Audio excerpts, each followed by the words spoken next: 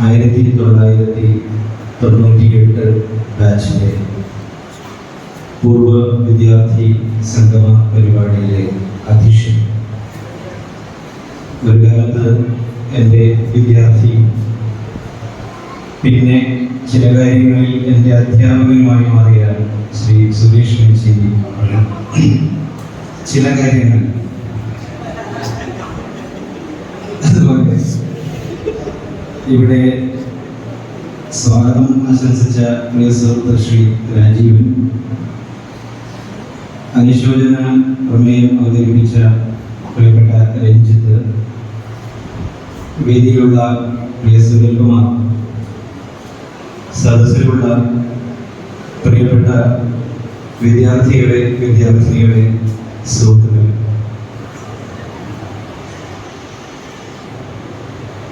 എൻ്റെ ഏറ്റവും പ്രിയപ്പെട്ട ഒരു സുഹൃത്താണ് മലയാളത്തിൻ്റെ പ്രിയ കവിയായ മുരുകൻ കട്ടാക്കട. ഞങ്ങൾ ഒരുമിച്ച് ഒരേ സ്കൂളിൽ ജോലി ചെയ്തവരാണ്, തിരുവനന്തപുരത്ത്. ഞങ്ങളിങ്ങനെ വൈകുന്നേരങ്ങളിൽ ശംഖുമുഖം കടപ്പുറത്ത് വെറുതെ വേറൊരു പണിയുമില്ലാത്തത് കൊണ്ട് പോയിരിക്കും. തിരകളിങ്ങനെ വരുമ്പോൾ കടപ്പുറത്ത് മലർന്ന് കിടന്ന് മുരുകമാഷ് വെറുതെ മൂളിയ ഒരു കവിതയാണ് പിന്നീട് രേണുക എന്ന വളരെ മനോഹരമായ കവിതയായി മാറി. അതിവിടെ പരാമർശിക്കാൻ ഒരു കാരണമുണ്ട് എന്നുള്ളത് കൊണ്ട് മാത്രം പറയുക. രേണുകയിൽ വളരെ പ്രസിദ്ധമായ 2 വരിയും അതിങ്ങനെ: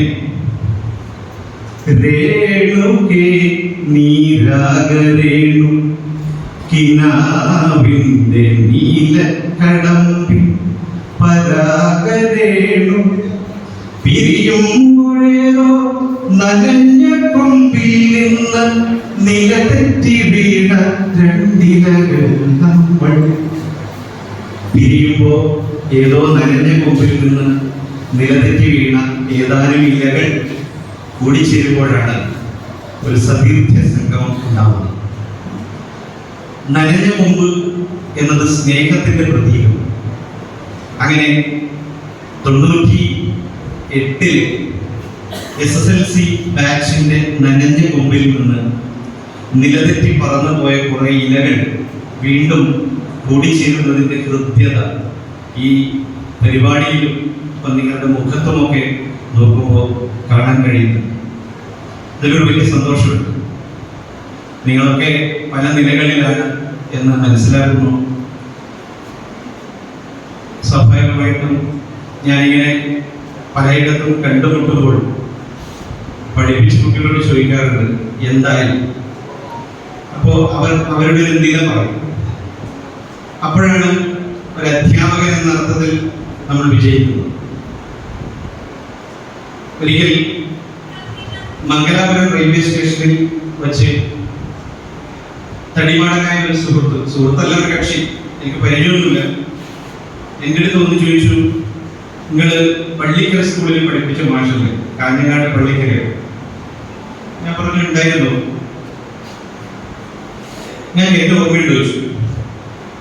ഞാൻ പറഞ്ഞു ഇല്ല, കാരണം ഇങ്ങനെ ഒരുപാട് വിദ്യാർത്ഥികൾ ഇങ്ങനെ വന്നു പോകും. അപ്പോൾ ചില മുഖങ്ങൾ നമ്മുടെ മനസ്സിൽ ഉണ്ടാവും, ചിലരെ എപ്പോഴും കാണും. ഇപ്പൊ സുരേഷിനൊക്കെ തടഞ്ഞു വീഴും, ഇങ്ങനെയാണ്, എത്ര പാറയിൽ പോകുന്നത് തടഞ്ഞു വീഴും. അങ്ങനെ അതുപോലെ ചില ബന്ധുക്കൾ, നമ്മുടെ ഗിരീനേഷിന്റെ അനുജനാണ്, നിരന്തരമായി കാണുന്നവരാണ്.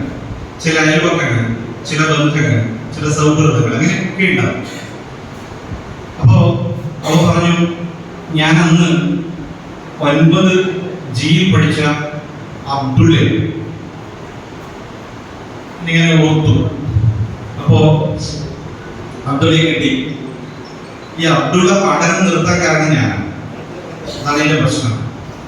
ഒരു അധ്യാപകൻ പരാജയപ്പെടുന്നത് ഒരു കുട്ടി ഈ പണി മതിയാക്കി പോകുമ്പോഴാണ്. അപ്പൊ അബ്ദുള്ള പഠനം നിർത്തിയത് എന്നെ കൊണ്ടാണ്. അതിന് വേറെ കാരണമൊന്നുമില്ല. സോളിറ്ററി റീപ്പർ എന്ന കവിത ബൈഹാർട്ട് പഠിച്ചു വരാൻ പറഞ്ഞതാണ്.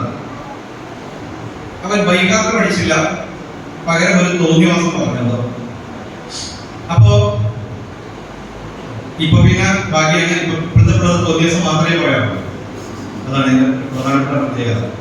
ഞാൻ ഇപ്പൊ +2 പഠിപ്പിക്കുന്നത്. ഒരൊറ്റ ചങ്ങായിമാർ എഴുന്നേക്കാറില്ല ക്ലാസ് പോകുമ്പോൾ. പിന്നെ ഞാൻ ശരിക്കും അവരെ പറ്റിക്കുകയും, കാരണം ഇവർ എഴുന്നേറ്റില്ലെങ്കിലും എനിക്ക് മാസം 1,00,000 രൂപ ശമ്പളം കിട്ടും. ഞാൻ ഇതിന് പഠിക്കും, ഉണ്ടാതിരിക്കും. പോട്ടെ, ഞാൻ പറഞ്ഞത് എന്റെ തമാശ പറഞ്ഞതാണ്. നിങ്ങളൊക്കെ ഇപ്പം ഇന്നലെ എന്റെ മുന്നിലൂടെ ഒരു മാഷ് നടന്നു പോകുമ്പോൾ ഞാൻ ഒരു പിടിയിലിരിക്കുകയായിരുന്നു. അറിയാണ്ട് ഇങ്ങനെ പൊത്തിപ്പോയി. നമ്മുടെ ശരീരം ഇങ്ങനെ മെല്ലെ ഇടിക്കും. കാരണം അത് നമ്മുടെ ഉള്ളിൽ എവിടെയോ അലിഞ്ഞു ചേർന്ന ഒരു ഫീലാണ്. അപ്പോ ഇപ്പോഴത്തെ കുട്ടികൾ അങ്ങനെ അല്ല. ഭയങ്കര വിഷമമുണ്ട് പറയുന്നത്. ചിലപ്പോ പറയുന്ന കൂട്ടത്തിൽ പറയാം. കാരണം നിങ്ങളൊക്കെ നാളെ ഇത്തരം കുട്ടികളുടെ രക്ഷകർത്താക്കൾ കൂടിയായി മാറേണ്ടവരാണ്. ഇപ്പോ കുട്ടികൾ എങ്ങനെയാണ് വളരുന്നത് എന്നത് സംബന്ധിച്ച് ആവേശം എന്ന് പറയുന്ന ഒരു സിനിമ വന്നിട്ടുണ്ട്. ആ സിനിമകൾ കാണണം. കാരണം പുറം നാടുകളിൽ മക്കളെ പഠിക്കാൻ വിട്ടാൽ എന്താണ് അവർ യഥാർത്ഥത്തിൽ ഉണ്ടാക്കുന്നത് എന്നത് ആ സിനിമ വളരെ മനോഹരമായി സംസാരിക്കുന്നു. അപ്പൊ ഇവൻ പഠനം നിർത്തി പോയി.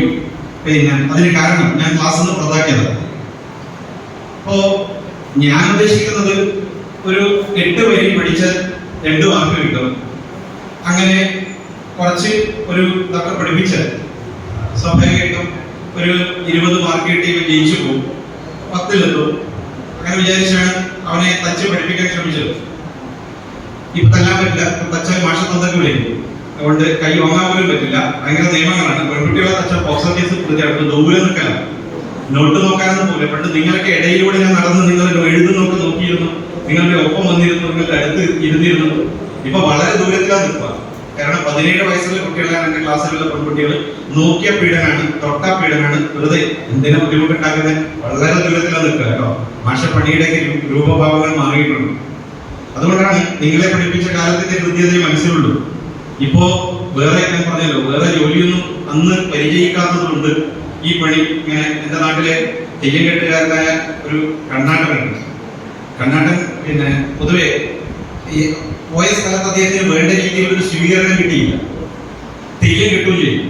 കർണാടകൻ പറഞ്ഞൊരു ഡയലോഗ് ഉണ്ട്, ഏതായാലും തെയ്യം കെട്ടാൻ കിട്ടി, എങ്ങനെയെങ്കിലും 3 ചുറ്റം വന്നിട്ട് അയക്കാം എന്ന് പറഞ്ഞ പോലെ നമ്മളിങ്ങനെ 3 ചുറ്റത്തിന് വേണ്ടി കാത്തിരിക്കുകയാണ് എന്നെ പോലുള്ള ആളുകൾ. അപ്പോ പറഞ്ഞു വരുന്നത്, ഇവൻ എന്റെ അടുത്ത് വന്ന് പറയാണ്, ഓർമ്മയുണ്ടല്ലോ, അവന്റെ ശബ്ദം ഒരു പരിക്കൽ ശബ്ദമാണ്, ഓർമ്മയുണ്ടല്ലോ. അപ്പോ ഞാനിങ്ങനെ ഓർത്തിട്ട് പറഞ്ഞു, ഞാൻ തന്നെ നീ പറഞ്ഞു മാഷകാരനാണ് ഞാൻ പഠിത്തം നിർത്തിയത്. അന്നേരം ഒരു ചെറിയ വിഷമവും തോന്നി. മാത്രമല്ല ഇവന്റെ ഈ ആകാരമൊക്കെ കണ്ടിട്ട് പേടിയും തോന്നി. മംഗലാപുരാണ് സ്ഥലം. നമ്മളങ്ങനെ പ്രാപ്തിയിലുള്ള ഇപ്പാണ് ഇങ്ങനെ വെച്ചാൽ തടിച്ചിരുന്നു. അന്നേരം കുറച്ച് മെലിയില്ല. അപ്പോ ഓന്റെ ഉദ്ദേശം എന്താണെന്ന് മനസ്സിലാവുന്നില്ല. അപ്പൊ പറഞ്ഞു, ഒരു ജ്യൂസ് കുടിച്ചാലോ? അതിന് മയമൊന്നുമില്ല, ഒരു ജ്യൂസ് കുടിച്ചാലോ?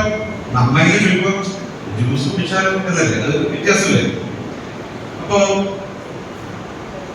ഞാൻ പറഞ്ഞു ആയിക്കോട്ടെ, എനിക്കതായാലും എന്തൊക്കെ സംഭവിക്കും കാണട്ടെ.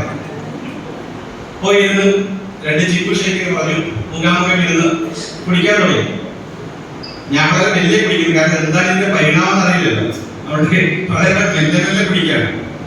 പൊതുവെ അങ്ങനെയല്ല. പൊതുവെ നമ്മൾ ജ്യൂസ് കുടിക്കാൻ അവസാനം വലിച്ചു കുടിച്ചിട്ട് പിന്നെ ജ്യൂസ് കിടക്കാൻ ഗ്ലാസ് കഴുകാൻ പോലും പറ്റാത്ത രീതിയിൽ മനോഹരമാക്കി ഒരു ഒച്ച കൂടി വെച്ചിട്ടാണ് തീർക്കുക. പക്ഷെ ഇത് വളരെ സിമ്പിളായിട്ടാണ് കഴിക്കുന്നത്. അപ്പൊ അവൻ എന്നോട് പറഞ്ഞു, മാഷെ ഞാനന്ന് മാഷ ധിക്കരിച്ചിട്ടാണ് പോയത്. എന്റെ വാപ്പയെ കൊണ്ടുവരാൻ പറഞ്ഞപ്പോ തൊട്ടപ്പുറത്ത് തട്ടുകടക്കാരനെ കൊണ്ടുവന്നു. അങ്ങനെയൊക്കെയാണ് സംഭവം. അങ്ങനെ വലിയ പ്രശ്നമുണ്ടായി. അങ്ങനെ അവൻ മതിയാക്കി പോയി. പക്ഷെ അവന്റെ ജീവിതയാത്രയിൽ അവൻ ദുബായിൽ പോയി. ഗൾഫിൽ നിന്ന് കുറച്ച് പൈസയൊക്കെ ഉണ്ടാക്കി വന്നു. അപ്പൊ അവൻ പറഞ്ഞൊരു കാര്യം, ഞാൻ ഗൾഫിൽ പോയപ്പോഴാണ് ഓർമ്മിച്ചത് നിങ്ങളൊക്കെ അന്ന് പറഞ്ഞ കാര്യം. പഠിക്കണമായിരുന്നു. ഞാൻ അവിടെ പോയിട്ട് ഒരു ഹോട്ടൽ തൊഴിലാളിയായി മാറി. കുറച്ച് പൈസയൊക്കെ കിട്ടി. പക്ഷേ പഠിച്ചതിന്റെ പഠിക്കാത്തതിന്റെ ഒരു വിഷമം എനിക്ക് വളരെ കൃത്യമായിട്ട് അവിടെ നിന്ന് മനസ്സിലായി. പിന്നീട് ഞാൻ ചെയ്തത് പുസ്തകങ്ങൾ എടുത്ത് വായിക്കുക എന്നുള്ളതാണ്. ഒരു സംഗതി മനസ്സിലായി, കഴിച്ചതായി, രക്ഷപ്പെട്ടു. എന്താണെന്നൊന്നും ചെയ്യാൻ സാധ്യതയില്ലാതെ മനസ്സിലായി. ഓ പറഞ്ഞു, ഞാൻ ഏത് കാരണത്താലാണ് ക്ലാസ്സിൽ നിന്ന് പുറത്തായത് ആ കവിതയാണ് ഞാൻ ആദ്യം മനഃപ്പാടമാക്കാൻ ശ്രമിച്ചത്. എന്നിട്ട് അവൻ മംഗലാപുരം റെയിൽവേ സ്റ്റേഷനിലെ ആ റെസ്റ്റോറന്റിൽ ഇരുന്നിട്ട് ചൊല്ലുകയാണ് solitary reaper. Behold the single in the field, your solitary highland lass, reaping and singing by herself, stop here or gently pass. And on she cuts and binds the green, and sings a melancholy stream. Oh, for the way profound is overflowing with the sound.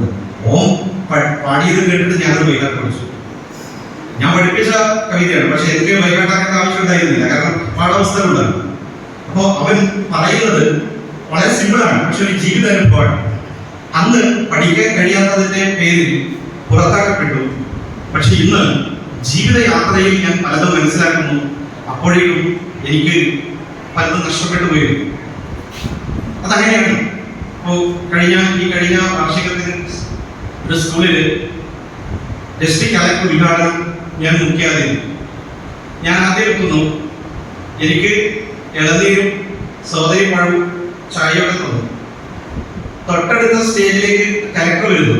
അപ്പോഴേക്ക് item മാറി, അണ്ടിപ്പരിപ്പ്, ബദാം, Horlicks. അപ്പൊ ഞാൻ ആലോചിച്ചു, ഈ പഴം തിന്ന് ഞാൻ അണ്ടിപ്പരിപ്പ് തിന്ന ഒരാളായി മാറേണ്ടതായിരുന്നു. എനിക്ക് പറ്റിയില്ല. പക്ഷെ എങ്ങനെ ആവാൻ പറ്റും? അത് ആലോചിക്കുമ്പോഴത്തേക്കും എന്റെ അവസാനത്തെ ബസ് പോയി കഴിഞ്ഞിരുന്നു. ഇനി പറ്റില്ല. അപ്പൊ അതുകൊണ്ടാണ് നിങ്ങളെ പഠിപ്പിക്കുന്ന സമയത്ത് ഇംഗ്ലീഷ് സെക്കൻഡ് പഠിപ്പിച്ച മാഷന്മാർ പഠിപ്പിച്ചിട്ടുണ്ടാവുക strike the iron while it is hot എന്ന്.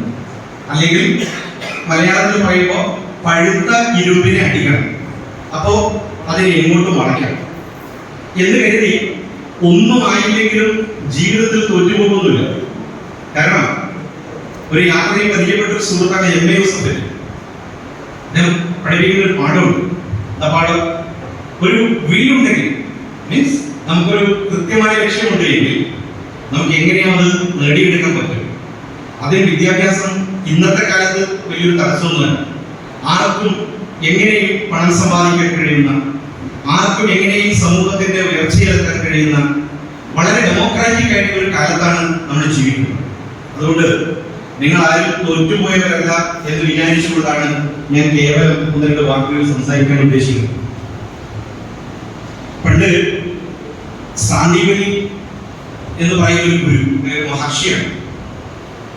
അന്ന് സ്കൂളുകളില്ലാത്ത കാലത്ത് ഈ മഹർഷിമാരുടെ ആശ്രമത്തിലാണ് കുട്ടികൾ പഠിക്കാൻ പോകുന്നത്.